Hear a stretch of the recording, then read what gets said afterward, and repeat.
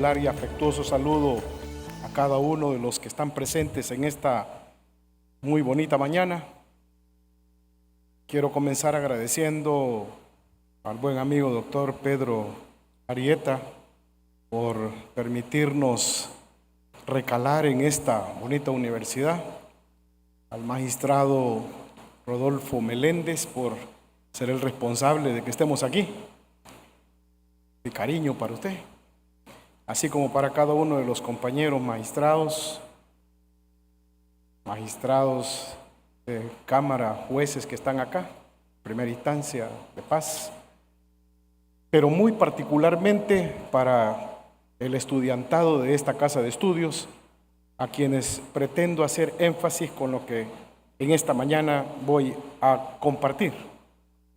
Bueno, después de la tremenda exposición del magistrado Marroquín Galo, se lo advertí en el preludio de esta actividad que iba a dejarme vacío de cuestión, pero bueno, vamos a hacer un esfuerzo para tratar de no quedarnos muy atrás en esto. Bien, el tema que se me indicó que compartiera con ustedes es el de la fundamentación de las sentencias. Pero este tema tiene una relación transversal con el sistema preponderante de valoración de pruebas, como es la sana crítica, y las implicaciones que a nivel de control de las decisiones judiciales puede tener el no cumplir precisamente con el deber de fundamentación y de argumentación al que ha hecho referencia el señor magistrado Marroquín. Como un punto de partida en esta reflexión, quiero referirles que argumentar sencillamente se debe de comprender como una actividad de persuasión y la fundamentación como una actividad de justificación de lo que se ha decidido. Así, de una manera simple. ¿Cómo nosotros hacemos esto? Quiero aprovechar para expresar un respetuoso disenso con lo que se expresaba en la intervención o en la opinión que hacía la señora juez Portillo y que retomaba el magistrado Marroquín. Yo sí estoy de acuerdo con que la decisión se haga saber de manera pronta o inmediata. El artículo 392 del Código Procesal Penal, por ejemplo, no dice que debe de ser inmediatamente después de concluida la vista pública, no. Inmediatamente después de concluida la audiencia, mejor dicho, la audiencia en particular, una vista pública, hay reglas para la deliberación. Voy a ir a deliberar y me voy a tomar el tiempo que sea necesario. ¿Sí? Pero entre ese espacio no debo de dedicarme a otra cosa, porque estoy analizando las fuentes de conocimiento producidas para tomar esa decisión. Con lo que no estoy de acuerdo es que yo difiera el fallo y en ese espacio estoy haciendo otras cosas. Y entonces, ¿en qué momento voy a razonar yo mi decisión? Si estoy tomando otras decisiones intermedias, ¿verdad? Durante los 14 años que fui juez de sentencia, tuvimos muchas dificultades precisamente en este aspecto, pero pienso yo que es posible porque también al usuario le es de sumo interés saber qué es lo que se ha decidido. Lo que yo le voy a hacer saber al usuario es la decisión.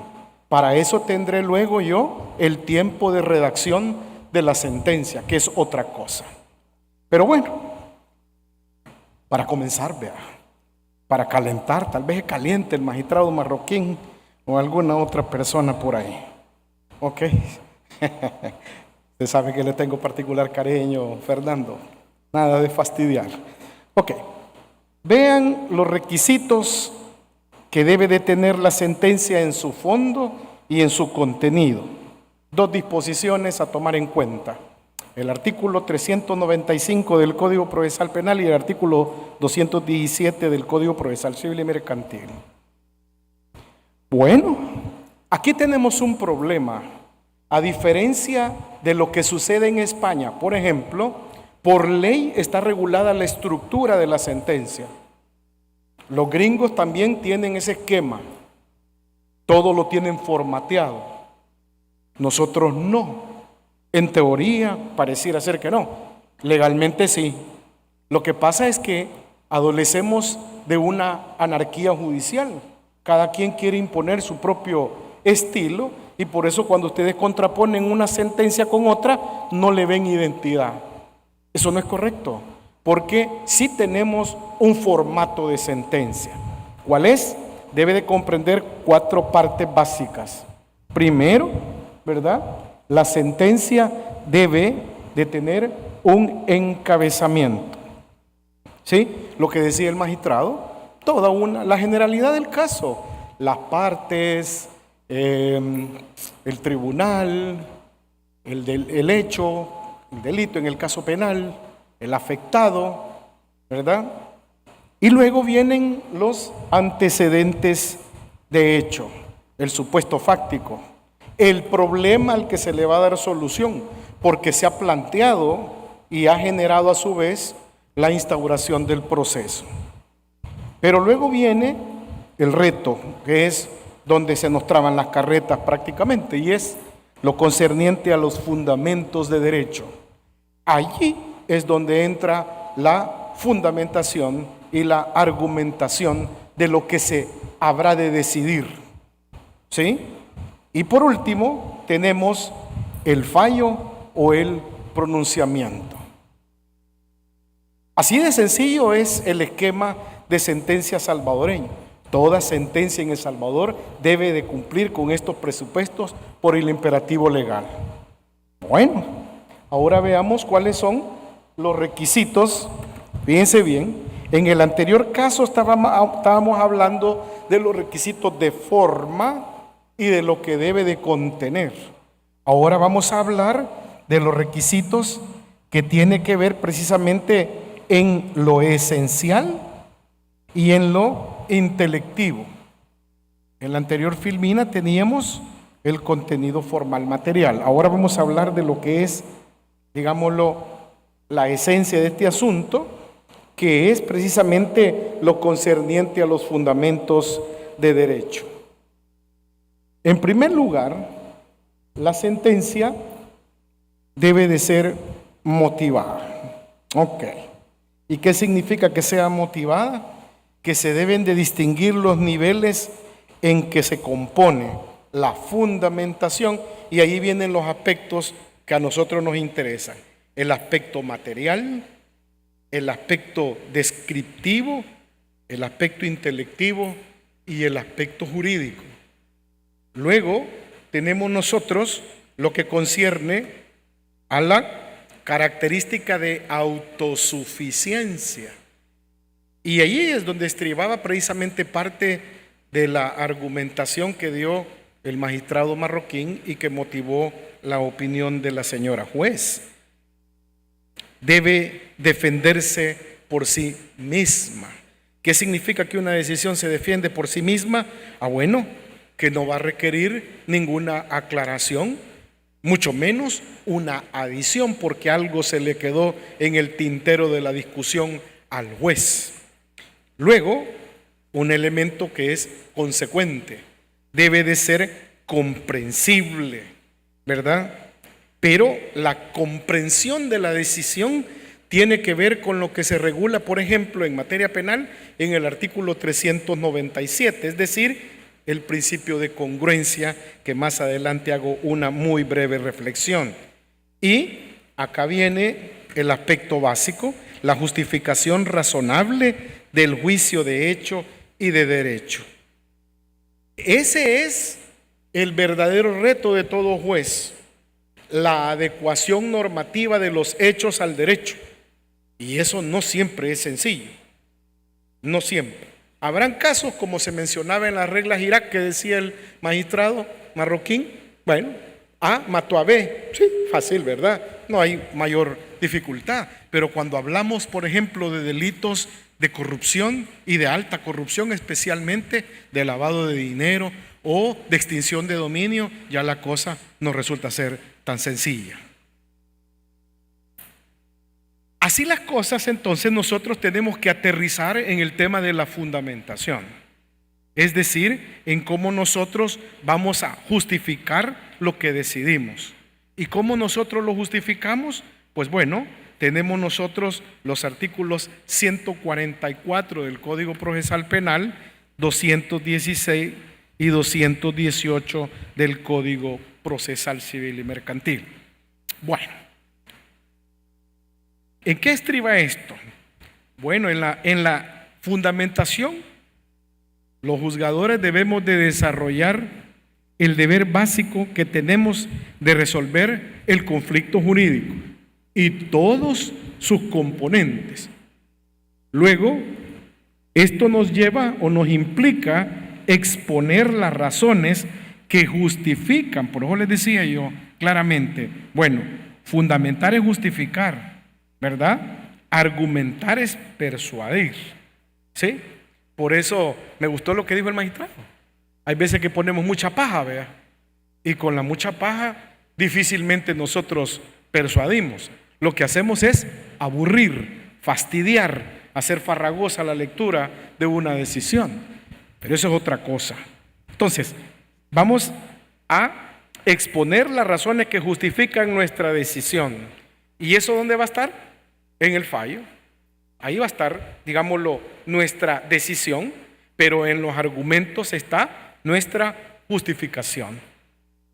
Y, por supuesto, nos vamos a referir a los hechos y a la prueba con la norma que entendemos aplicable a este caso. Hechos, fíjense bien, prueba, derecho aplicable y decisión, íntimamente vinculadas una con la otra para que precisamente seamos congruentes. Así las cosas, ustedes van a ver el contenido del artículo 144, ¿verdad?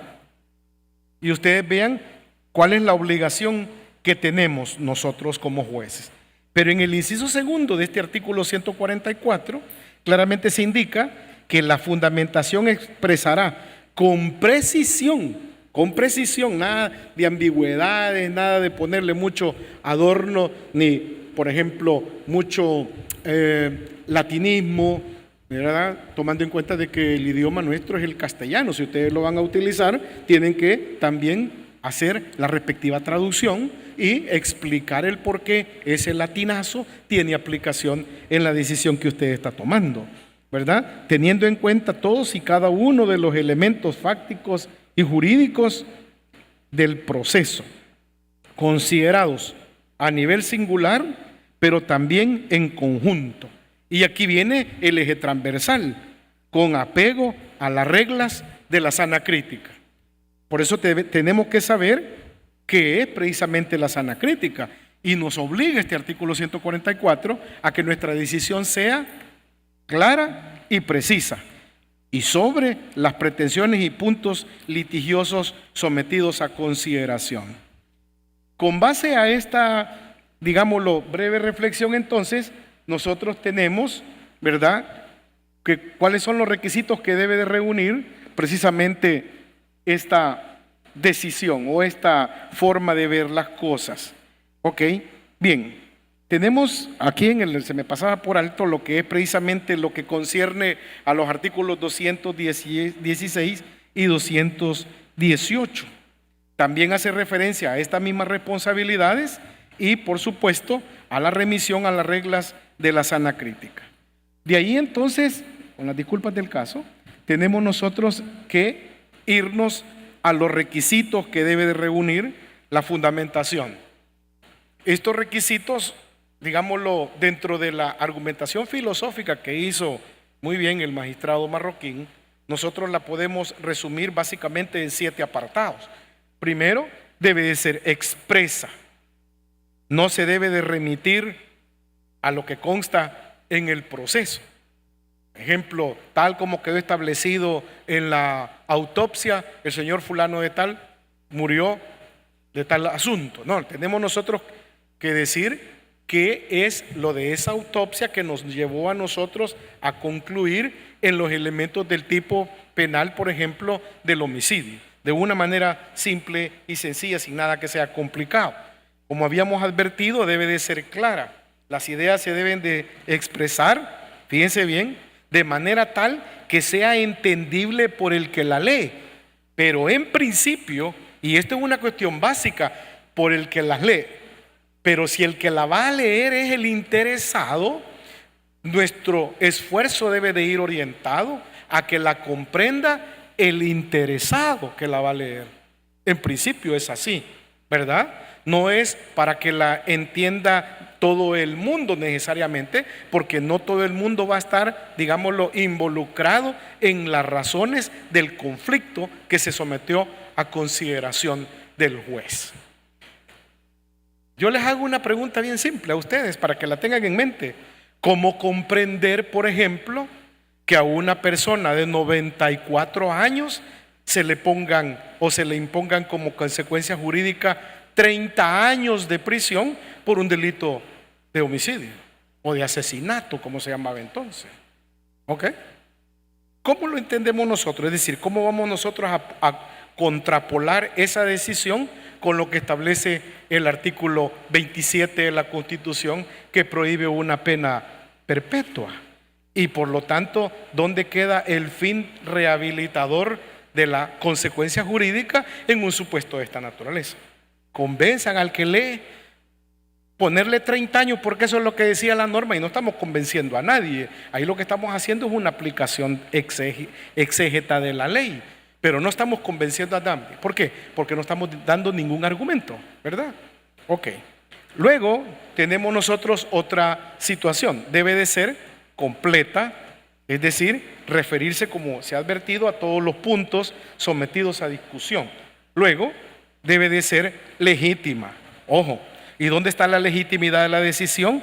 Bueno, se basa en las pruebas válidas, sin omitir ninguna fuente de conocimiento que resulte ser esencial.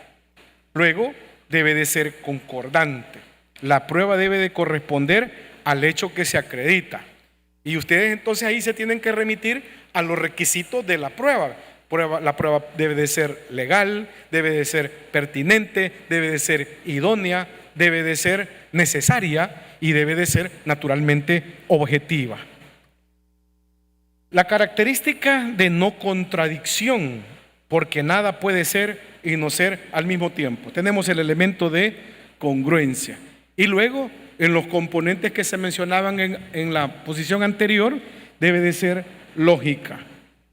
¿Dónde estriba la logicidad para lo que interesa en la redacción de una decisión?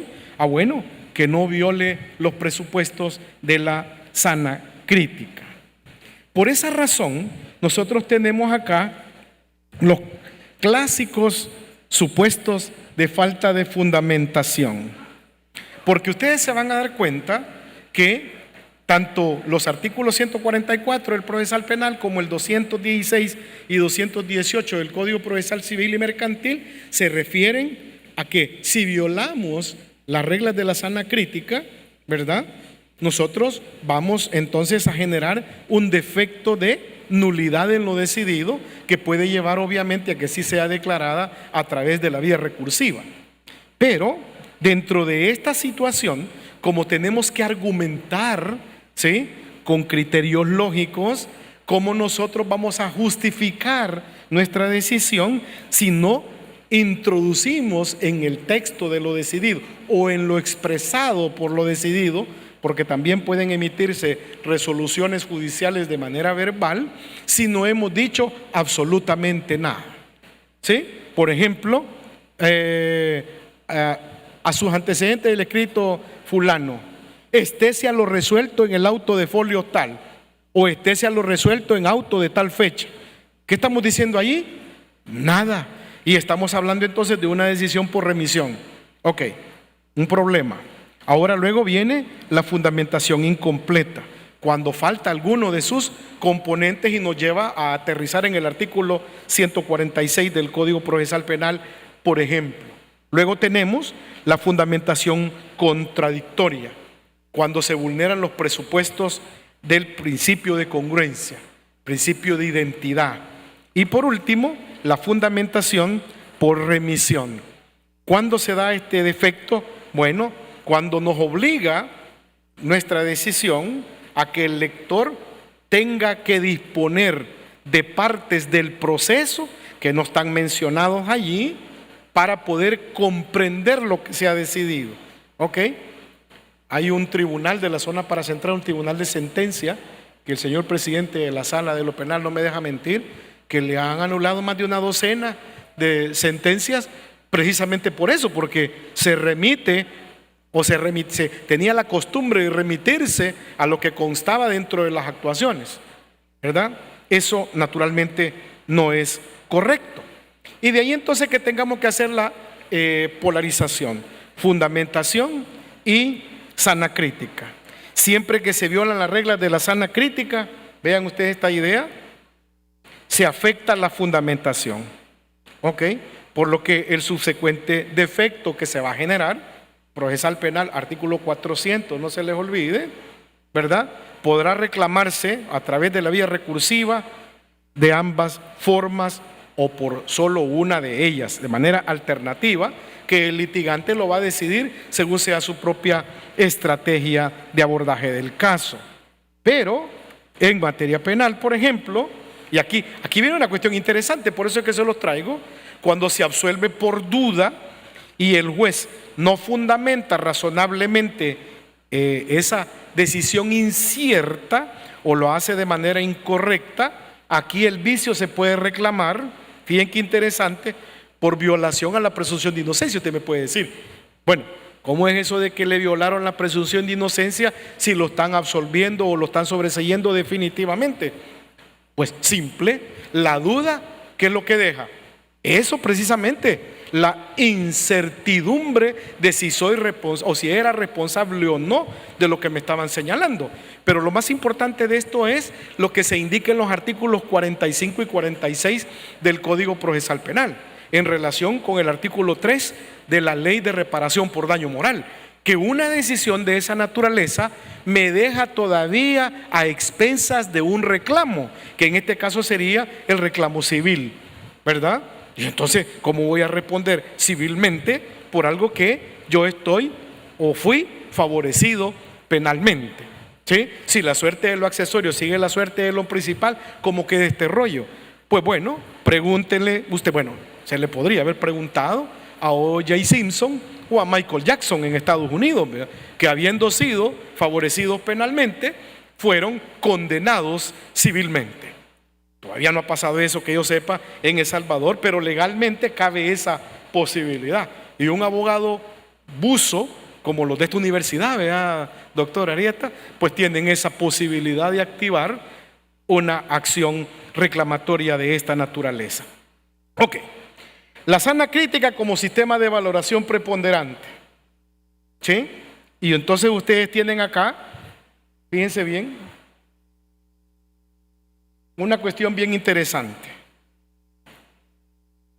El artículo 179 se refiere a este sistema en el Código Procesal Penal y el inciso segundo del artículo 262 en la parte final del Código Procesal Civil y Mercantil así lo establece.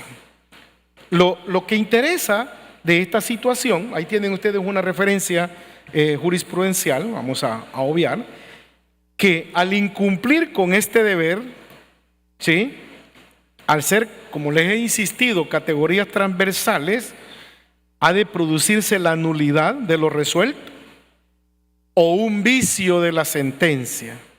¿Sí?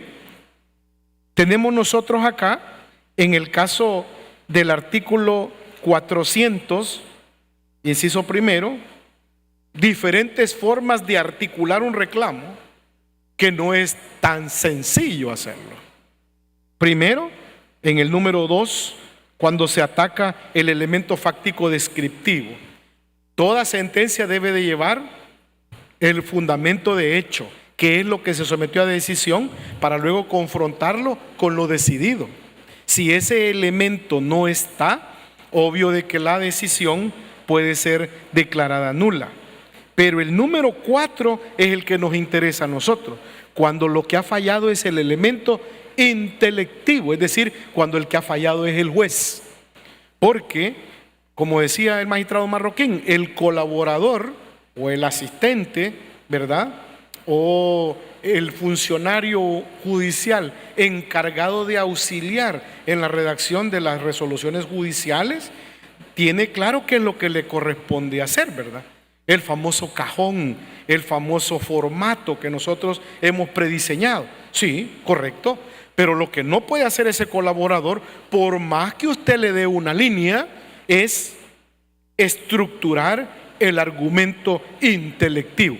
Ese es suyo. Si usted se lo delega al colaborador o al secretario, al colaborador estrella que siempre hay en todas las sedes judiciales, porque es el más inteligente y más avesado en esta tarea, pues usted asume un riesgo. Estamos claros, ¿verdad?, de que esa argumentación no cumpla con estos requisitos. Luego el factor 5, el elemento probatorio. Bueno, si usted no hace un verdadero enlace de su decisión con las fuentes de conocimiento, su decisión no se va a entender legítima. Y para finalizar, ustedes van a ver en el tema de la decisión, que tenemos nosotros el número 6. Y aquí es donde, como les decía, es una cuestión un poco difícil de comprender. Ejemplo, me voy a meter en un problema con el tema de la ley.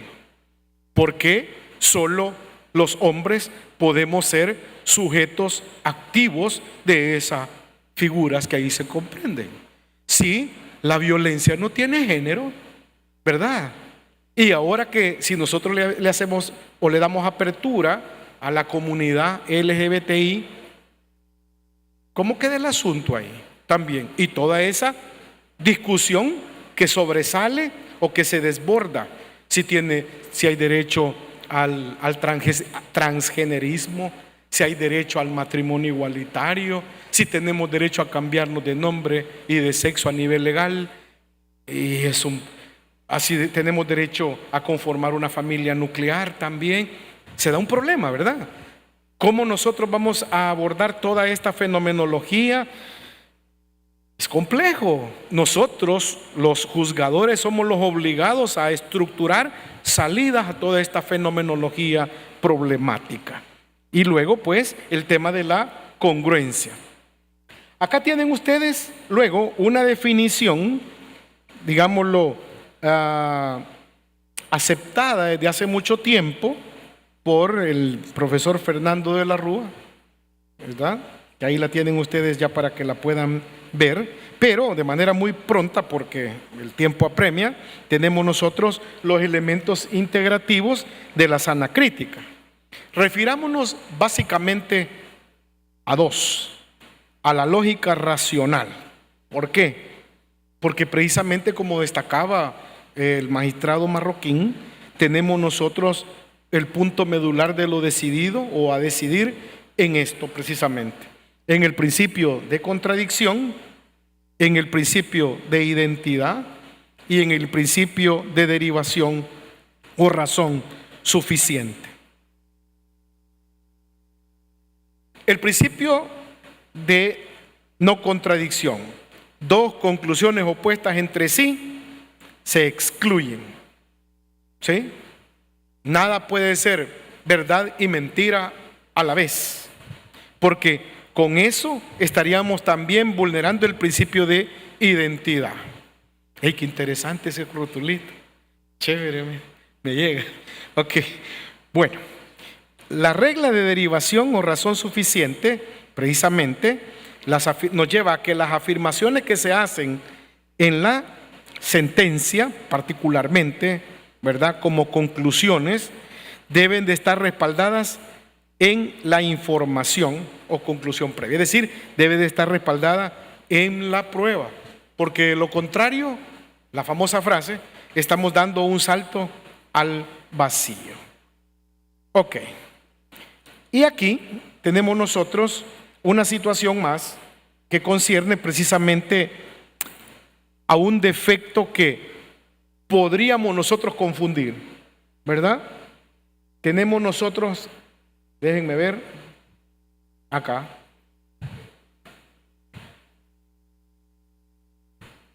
En un proceso penal, para ubicarme en lo que les he venido diciendo, podemos tener nosotros, y de hecho así puede ser, dos tesis. La tesis de la defensa y la tesis del acusador. La tesis del acusador, mejor dicho, y la tesis de la defensa. También podemos tener tesis de un querellante, podemos tener la tesis de un civilmente responsable o de un civilmente reclamante, y cada quien va por su propio interés. Cada quien aporta o puede aportar fuentes de conocimiento orientadas a ¿qué? A lograr nuestro convencimiento. Cada quien va a tener su propia postura. Y cada tesis que se produce dentro del proceso y se respalda con prueba, tenemos nosotros entonces que existen dos o más versiones. Obligación nuestra es reflejarlas en el texto de la decisión, pero eso no significa de que sea contradictoria. ¿Por qué? Porque lo que estamos haciendo es reflejar la masa fáctica que se discutió dentro de un plenario. Pero de esa masa fáctica nosotros vamos a señalar cuál es la que nos ha convencido. ¿Ok? Y ya, ahora sí terminamos. Tenemos cuando falla un juez, ¿cómo lo controlamos? Pues tenemos diferentes mecanismos de control. Me voy a referir a los mecanismos de control formales. También tenemos algunos ahí un tanto o propiamente dichos, como por ejemplo el artículo 209 del Código Procesal Penal. Una forma de controlar las decisiones judiciales, la objeción, cuando éstas se toman en una audiencia oral. Pero veámoslo de una manera bien simple. Ya mencionábamos la aclaración o adición, el artículo 146. Cuestiones meramente formales, nada de fondo, ¿verdad? Y ojo con lo que este artículo habilita, y es que el plazo para recurrir a través del recurso formalmente establecido, ¿verdad?, se suspende. Y muchas veces entonces el abogado salvadoreño ha sido como muy inclinado a diferir o a dilatar los procesos. Ahí está el artículo 306-A del Código Penal. Ahora eso es delito. Hay que tener cuidado con esta situación. La revocatoria, bueno, tenemos nosotros que la revocatoria solo es para incidentes o cuestiones incidentales, interlocutorias.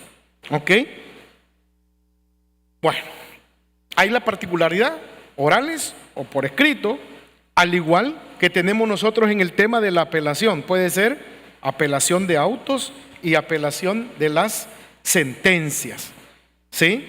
Ahora, ¿por qué he traído a colación estas situaciones? Porque, por ejemplo, ustedes van a ver que en el caso de lo que tenemos nosotros en la apelación de las sentencias, hay una circunstancia bien interesante que se la traigo a manera de ejemplo. ¿Por qué nosotros como abogados podemos fracasar cuando no tenemos claro cuál es el mecanismo de controlar las decisiones de un juez? ¿Qué pasa si un juez admite o rechaza indebidamente prueba en la audiencia preliminar? ¿Qué pasa? Nosotros, dice la norma, seguimos el rumbo del inciso segundo del 469. Tengo que interponer una revocatoria oral, porque estamos en una audiencia. Si el juez me la rechaza, entonces yo me voy al inciso tercero del 366 y en el tribunal de sentencia, dentro de esos 5 días que se me habilitan por ahí, debo de pedirle al juez: hey, tenemos un asunto pendiente ya que reclamé y no me tomaron en cuenta. Al juez también le valió sorbete. Bueno, entonces en la etapa de los incidentes, cuando iniciemos la audiencia en el 380, le vuelvo a plantear esa situación. Si yo no mantengo mi reclamo, lo voy a entender como tácitamente desistido. Y de ahí entonces que ni en apelación ni en la subsecuente casación voy a tener éxito en este reclamo. Por eso el tema precisamente de la casación y luego de la revisión. ¿Ok? Bueno, como el tiempo no da para más, quedo aquí, ¿verdad? Ahí a expensas de lo que ustedes puedan decidir, plantear o inquietar. Muchas gracias.